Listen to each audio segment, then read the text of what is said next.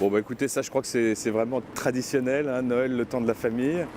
Et aussi peut-être parce qu'on a beaucoup finalement raconté cette histoire un peu à la manière d'un conte de fées. Hein, alors c'est d'abord pour les petits-enfants, c'est très précieux. Et puis voilà, moi c'est ma problématique, elle arrive après, quand ils arrivent à l'adolescence, où finalement les enfants s'éloignent des contes de fées. Et comment faire pour que Noël reste quelque chose à ce moment-là? Et c'est là-dessus que je suis très intéressé de travailler depuis longtemps.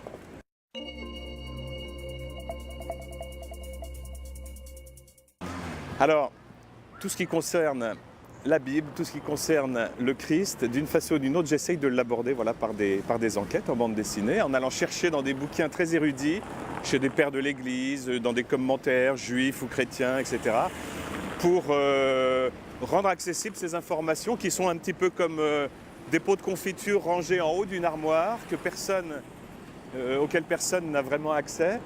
Et puis j'ai la chance d'avoir un tabouret et de descendre ces pots de confiture sur la table en disant bah, venez, c'est l'heure du goûter, on va pouvoir raconter tout ça et essayer de le comprendre.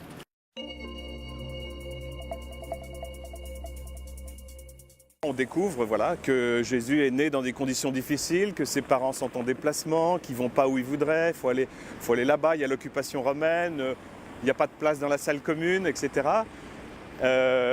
Toutes ces questions nous montrent que, bien oui, d'une certaine façon, Dieu nous rejoint et rejoint ceux qui sont justement peut-être en difficulté, en déplacement.